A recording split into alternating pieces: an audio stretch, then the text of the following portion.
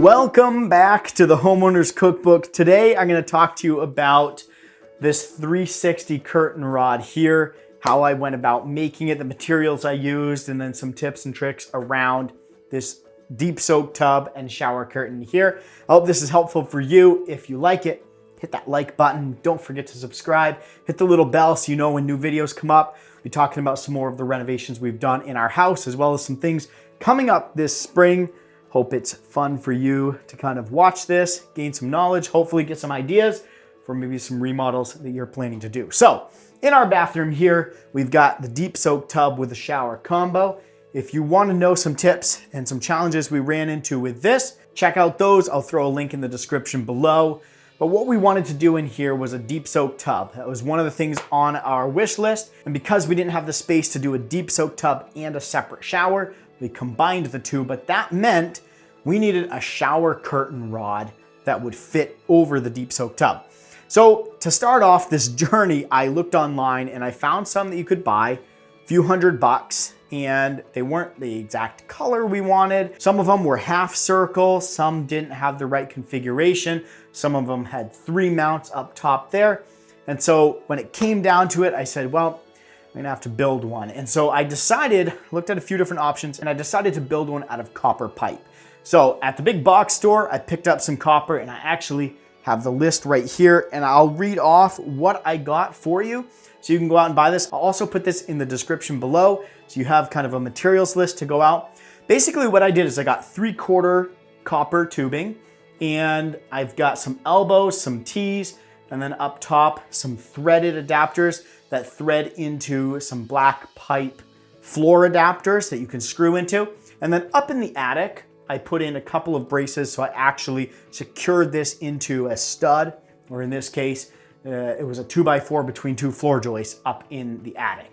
So I made sure I was mounting this. Do not mount this just to your sheetrock. It's heavy, it'll fall out. You're gonna regret that real quick. I pulled it up on my phone. I'm gonna read this to you here just so I get it accurate, and I'm gonna also put it in the description below so you have a bit of a materials list to go off of. But what I did is I got 3/4 inch copper tubing. So I got a 10-foot piece, and that did these 2 pieces here, which for our tub and this configuration, this was about 60 inches. So 5 feet in length. And then we did about, it's about 27 inches wide. Again, with your tub, you may have a different configuration, you may have a different size tub, so make sure to take your own measurements, figure out what you want for a size of your curtain rod. What I figured for this is I wanted the shower curtain to be just slightly wider than the tub, so the curtain itself kind of rests in and gives you a little bit more space there. Just make sure that the regular shower curtains you buy, make sure that the length is gonna be enough to sit inside the tub. You're gonna regret that as well if your shower curtain is too short and won't sit inside the tub, because then it won't do a thing. So the other pieces that I got some 3/4 by 2 foot. I got 4 pieces of those. You're only gonna need 3 for the size that I made here, but that did these 2 pieces coming down from the ceiling, which are about 1 foot, and then the end pieces, which tie into the T. Those are, give you the measurements of those. They're about 11 inches each. These are not exact measurements. Make sure you do the measurements for yourself and figure this out. And then I've got 4 90-degree elbows, 3/4. Got 2 T's, 2 threaded, and then of course, the 2 threaded pieces that are iron, the black iron pieces right up here by the ceiling.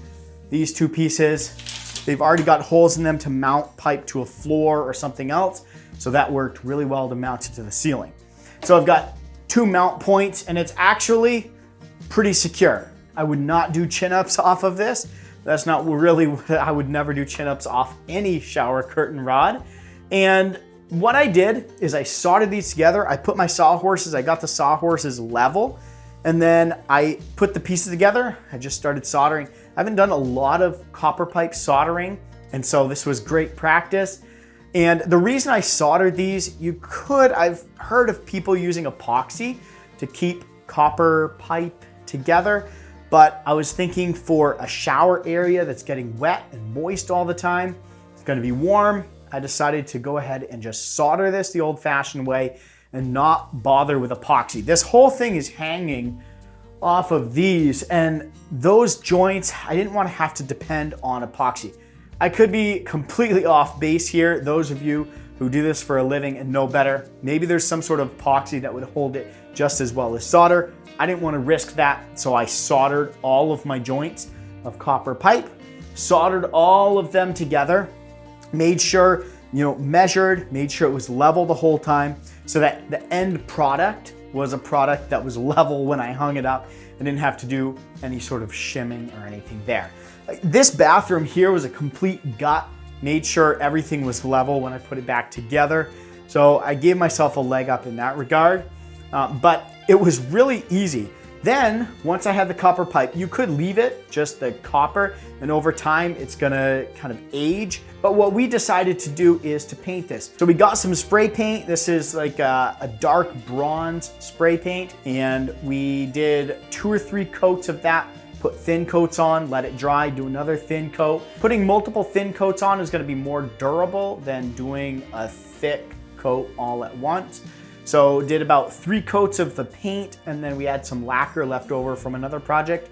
It was a spray can lacquer. We put at least 2 coats of the lacquer on, thin coats of lacquer around everything.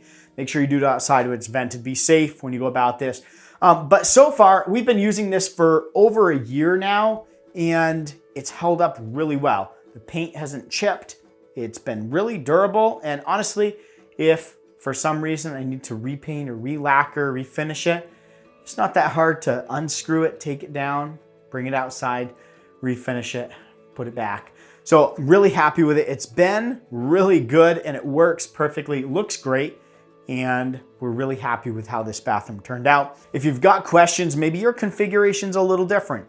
Maybe you're looking for something a little bit different. Throw those questions in the comments below. Happy to talk through it with you. I may not know. I'm just a homeowner that likes to do renovations and things myself, but there's a lot of people that watch these videos and might have some more professional input than me. So throw those in the comments below. Let's get some dialogue going. Thanks for watching, and I'll talk to you guys next time.